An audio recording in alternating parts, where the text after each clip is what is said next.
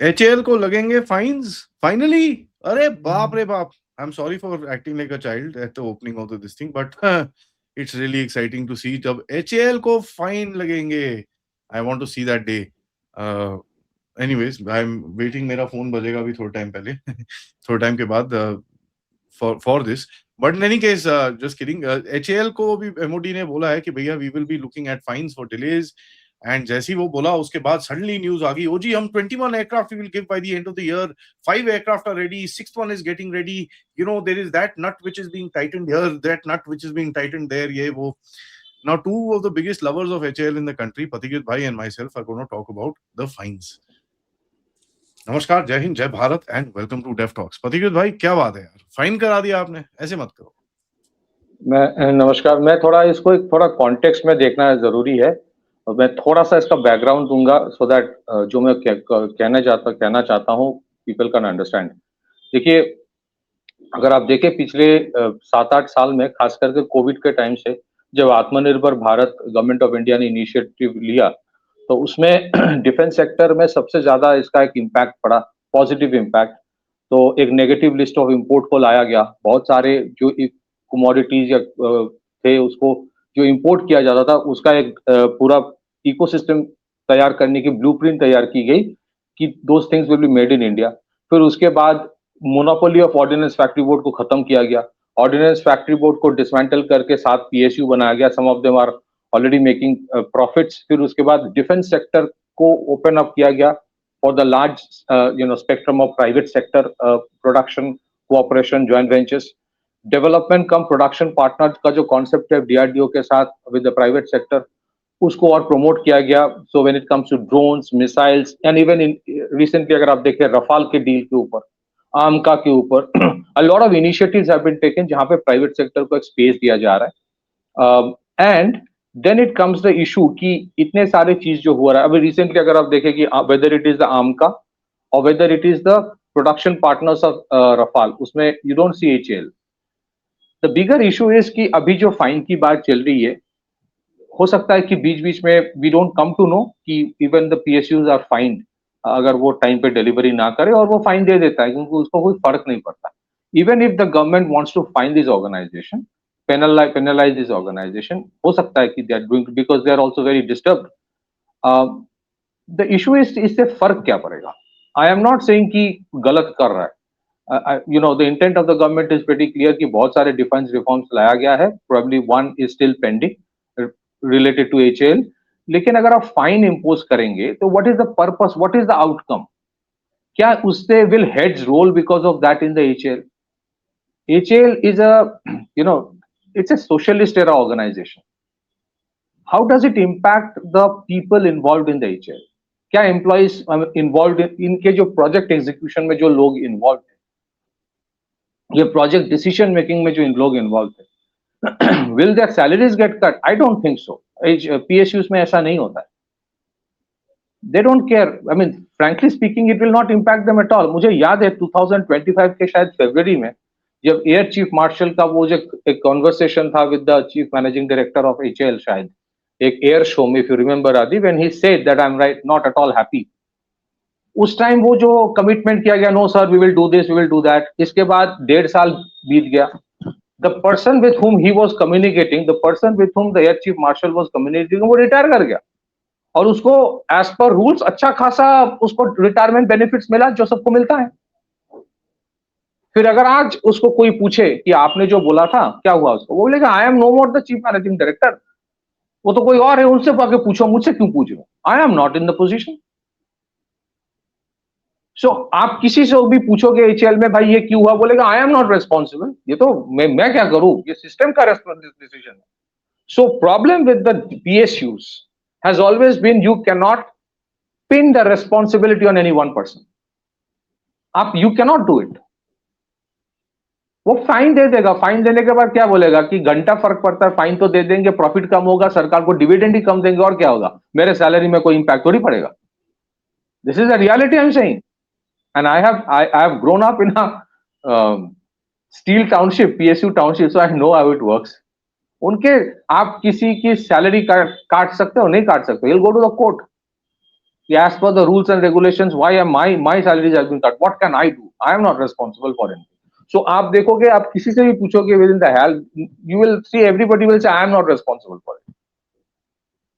So what is important is ये जो एक intent है to penalize, in principle it's a good decision कि government is concerned कि भाई इतना पैसा तो लगा रहा हूं. I remember 2019 में HAL के सामने जाकर राहुल गांधी ने बात किया था विद एम्प्लॉइज, अरे HAL को डिप्राइव किया जा रहा है. वो रफाल वाला जब हो रहा था 36 रफाल, उसके बाद गवर्नमेंट ऑफ इंडिया ने HAL को भर भर के दिया.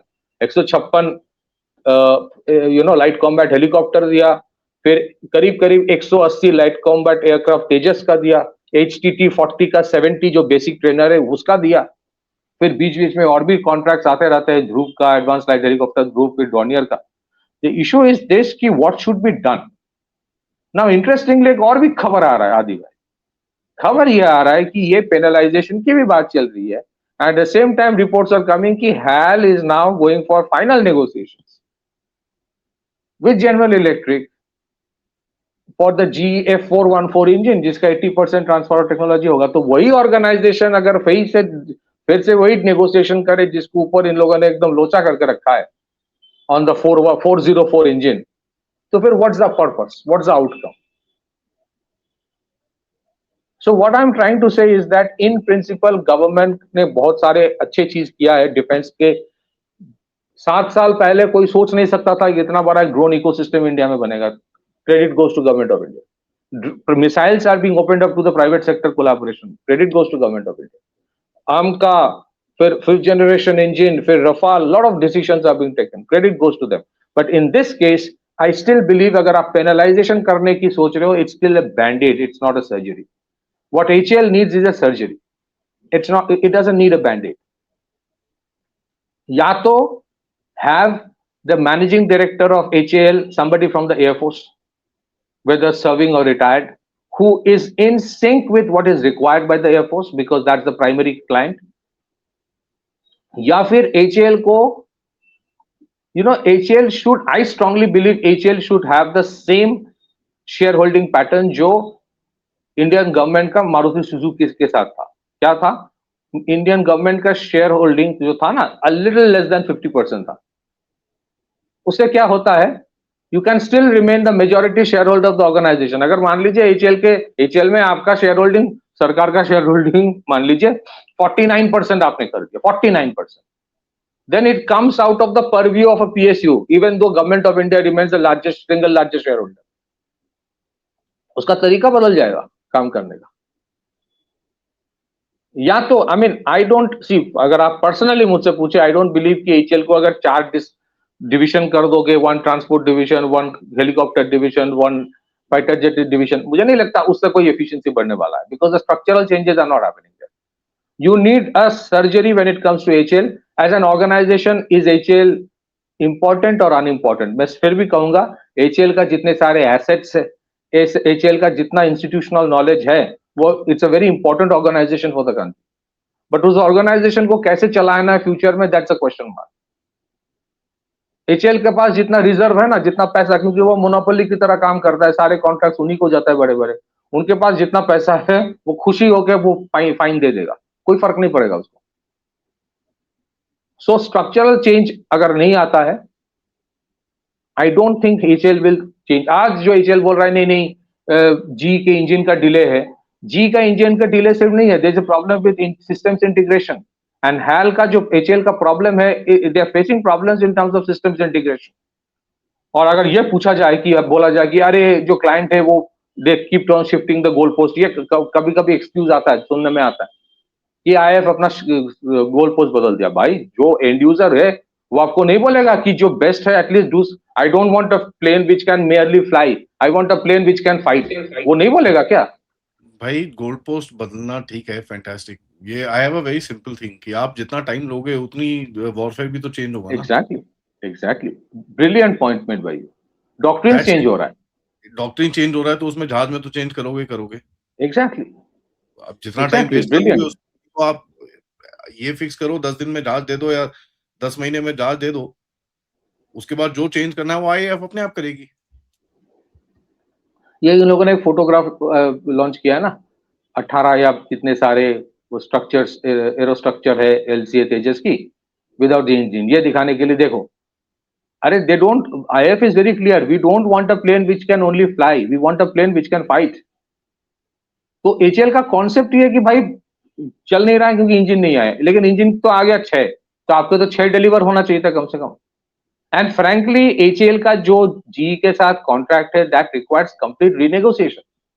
शायद सुनने में आता कुछ फाइन वाइन जी को लगाया है, मुझे पता नहीं, but we need to be very careful about these and is there, देखो प्रॉब्लम कहां है with with an organisation like HAL. And I still say जो नेवी के हमारे शिपयार्ड्स जो है डिफेंस पीएसयू शिपयार्ड्स, उनके भी प्रॉब्लम्स है, but still they are little better.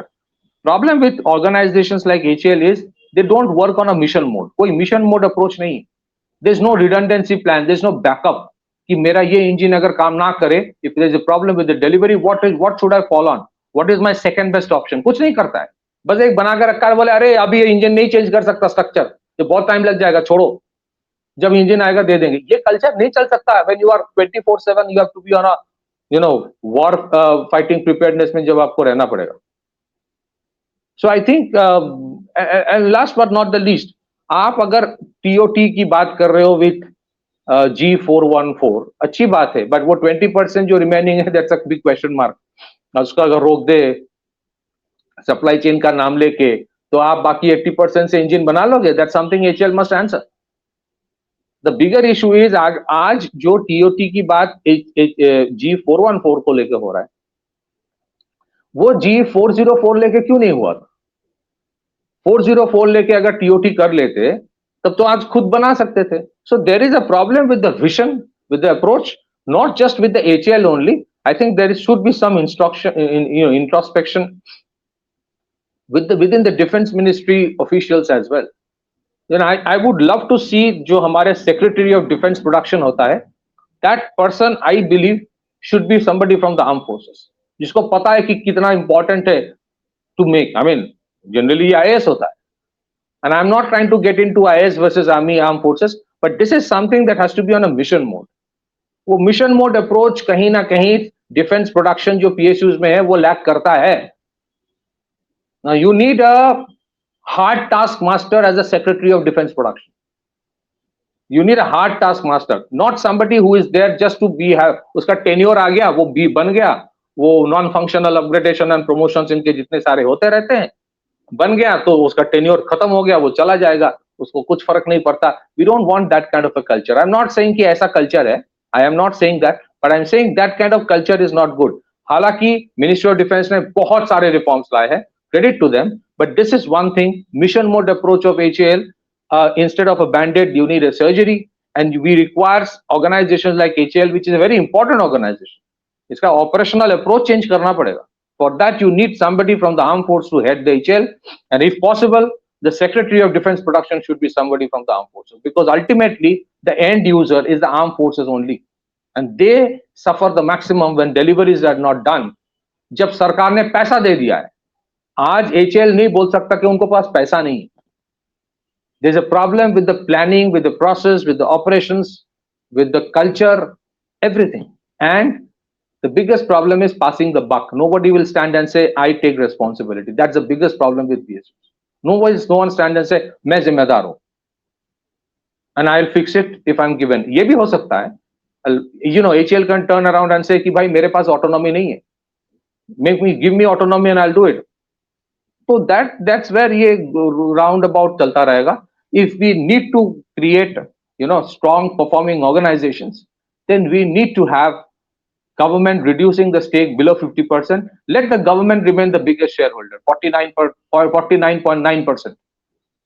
But let it function as a private sector entity. Not that privatization is a solution for everything, but it changes the culture within the organization. That is very important. Back to you.